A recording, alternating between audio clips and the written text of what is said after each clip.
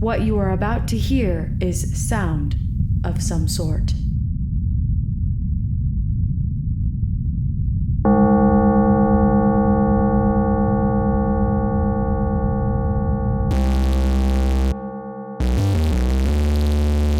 Hello and welcome to the Kakos Industries corporate shareholder announcements. I am Corandith III, CEO. Shareholders, we're still in Junior's Lair. It's starting to feel like home a little bit. I could say just the opposite. We'll be out of your way soon, Junior. I hope. Anyway, a few of the staff have reverted to cave dwellers. They're painting the walls, fashioning clubs, and wearing the skins of animals. They even pretend that they don't understand complex speech.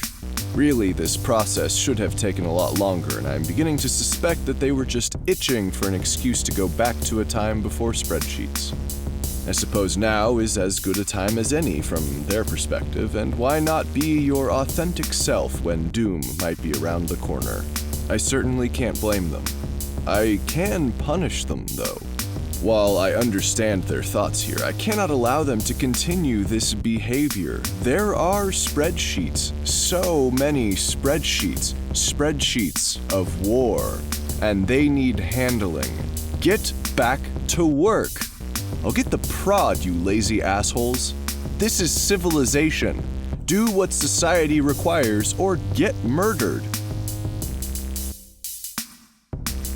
My paperwork here tells me that today's broadcast is coming to you from a pleasant rumbling in your feet. Our scientists have apparently put something in your feet that can transmit audio to your ears, all while giving you a nice, albeit aggressive, foot massage. If you could see these devices that were no doubt installed while you were unconscious, you would see the label Shareholders Emergency Radio Receiver System 928. That is a frustrating mystery indeed, and I believe it may have to remain one without closure for you shareholders. The description for this radio indicates that the driver gets you a wigglin', the wigglin' gets you a groovin', the groovin' warms your belly, and your belly amplifies these sounds that you're hearing. Interesting work they've put together here. Older shareholders will be working with the 1.0 of this device. Younger shareholders have the Model 1.3. There is only a limited difference between the two, and anything bad that might happen to you because of the devices has likely already occurred. For now, sit back and just enjoy that foot rub.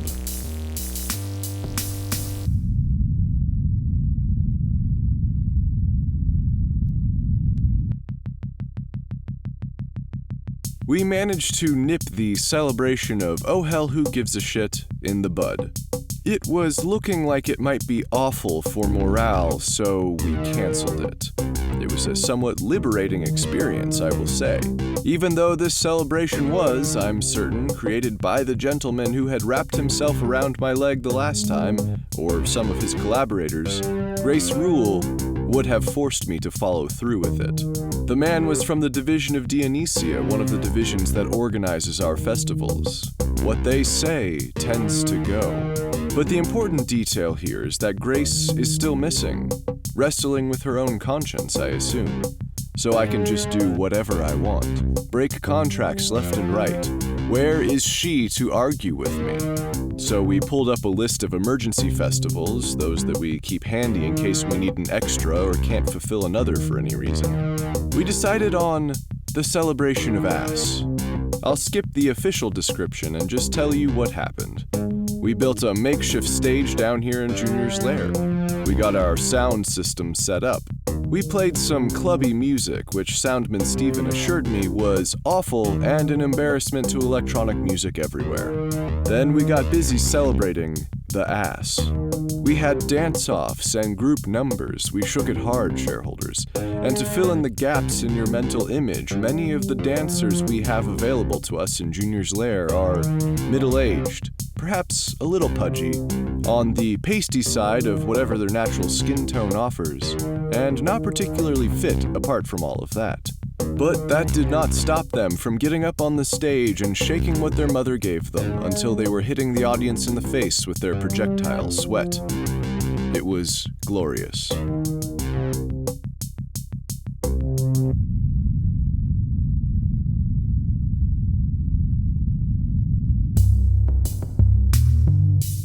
Coming up, we have the celebration of wallowing in self-pity.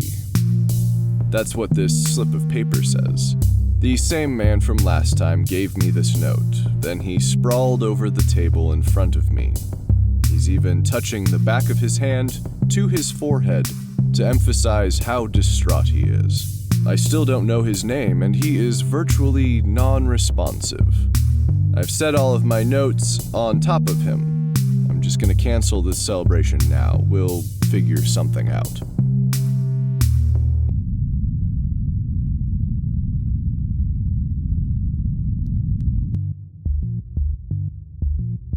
For those of you who keep accurate calendars at home, we should have just wrapped up the Festival of Unimaginable Horror.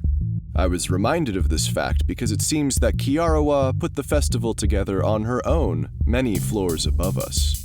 I know this because there was a period of maybe 4 hours a few days ago that was just filled with screams. More than I had ever heard before, and from a great distance. Their screams seemed to echo down the halls and down the stairwells and through the tunnels leading here.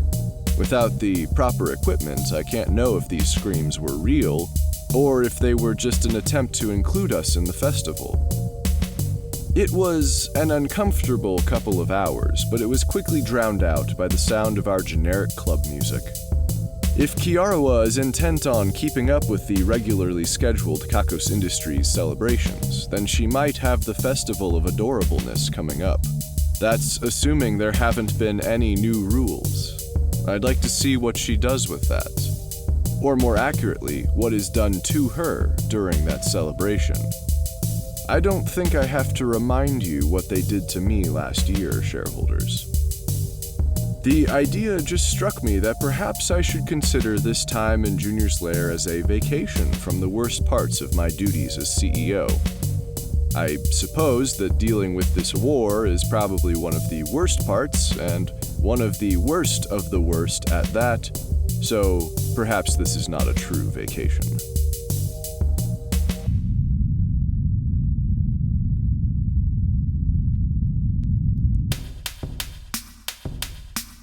I bet that some of you are wondering what happened to Brosephus in all of this.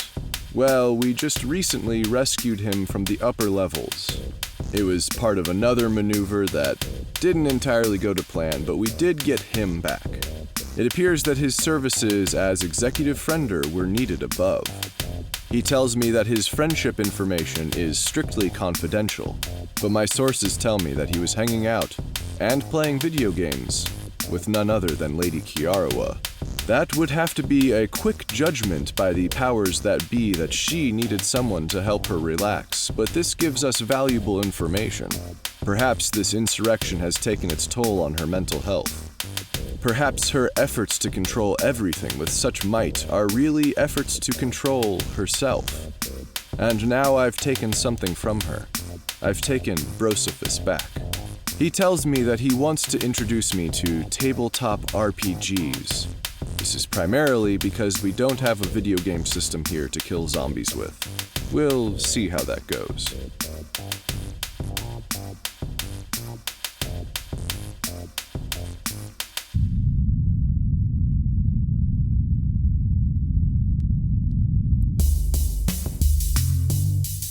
The people around me seem to be doing all right. They are moving crates and supplies, reinforcing our entryways, politely patting each other on the bottom. There is a spirit of teamwork, even if so many of us feel doomed. Perhaps the Festival of Ass really boosted morale. We were able to express ourselves. We were able to express our asses. There has also been a lot of hooking up, and not a whole lot of commitment either. Just people helping each other to pass the time and keep their spirits up. I am compelled to tell you that the two men that got together during the last broadcast have since gone through several other partners each. They decided to keep things casual for now, so long as jealousy isn't an issue. I'll be keeping an eye on Tim and Kyle, though. I know this romance is destined to be. In other news, Kimmy from the couple that we all loved so much, and Kiarawa saw fit to destroy, has moved down here with us. She's not doing a hell of a lot, but I guess she felt like the setting fit her mood more. She's been having sex with pretty much everyone, too. Grieving can be a strange thing.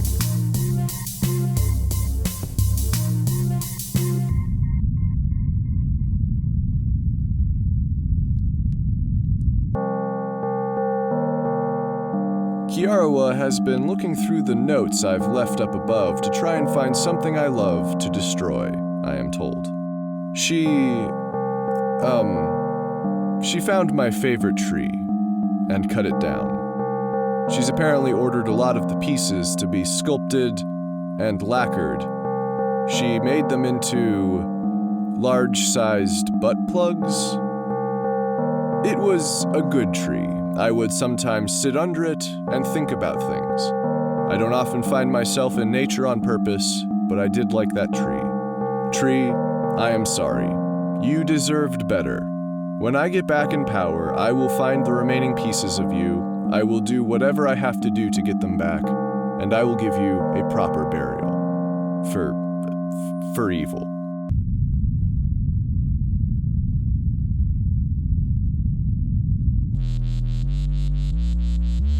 And on that note, I am pleased to tell you that I recently got a letter indicating support from one of the Exectopode.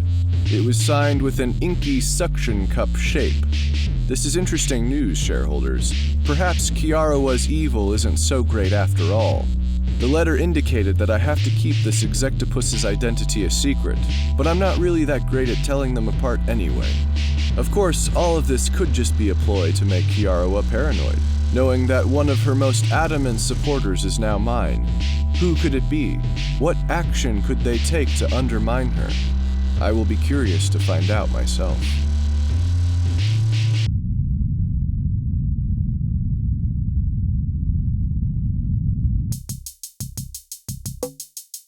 I've got some news from our secret agents topside. They tell me that they've been spying on Kiarawa, in her private time. In the bathroom? Anyway, what they've found is...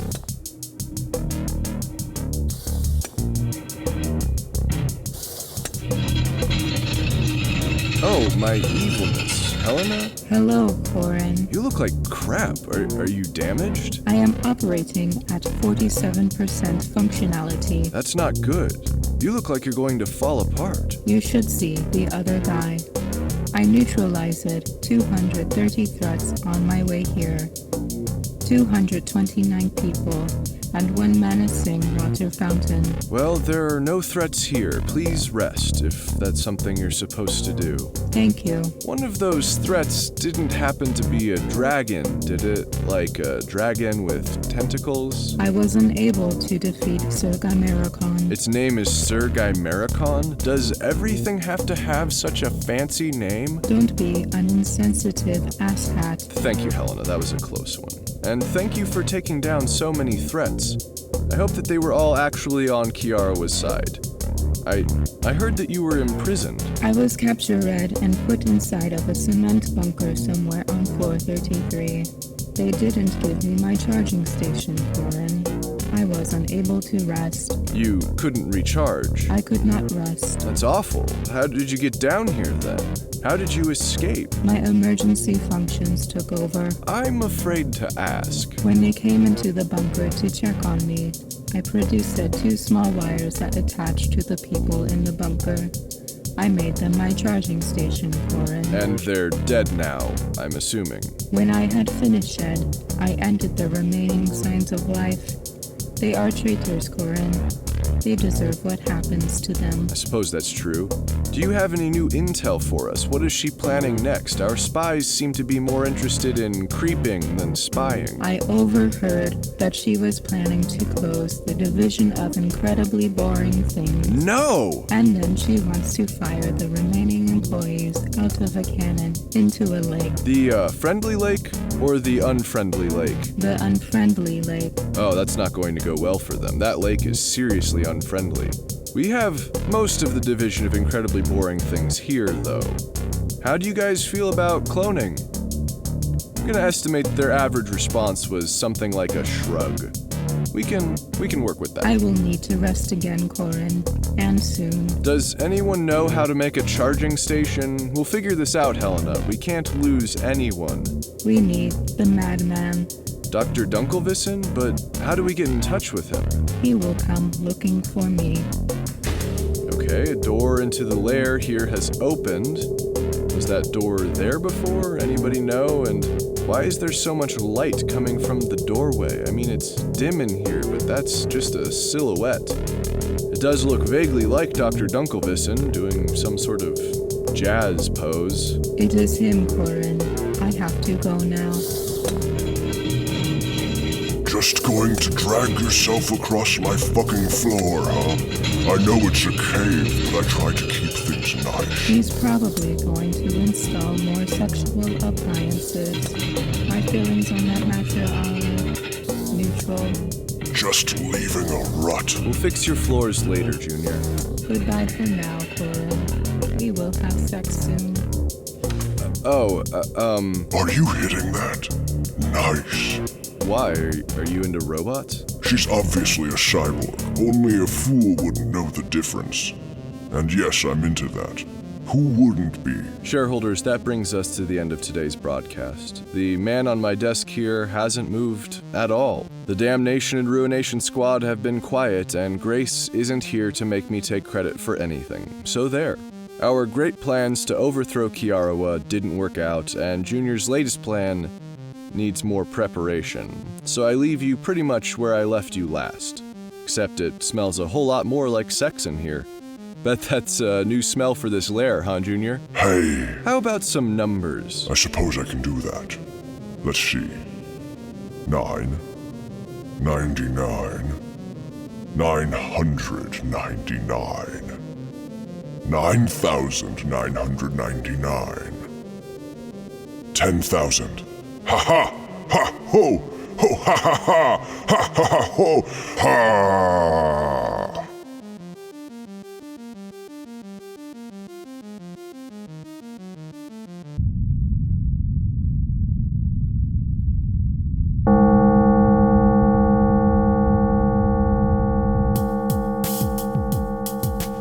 Kakos Industries is written and produced by Conrad Mishuk, who is also the voice of Corin Deeth. The music is also composed by Conrad Mishuk.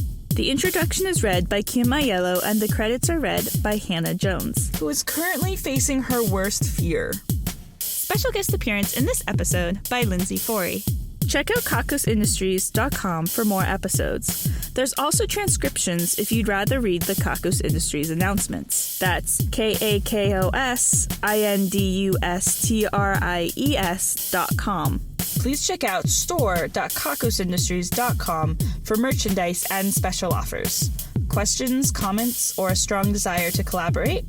Drop us a line at inquiries@kakosindustries.com. If you like Kakos Industries, be sure to rate and review us on your favorite podcasting service. And connect with us on Facebook, facebook.com/Kakos Industries, Tumblr, kakosindustries.tumblr.com, and Twitter @Kakos Industries.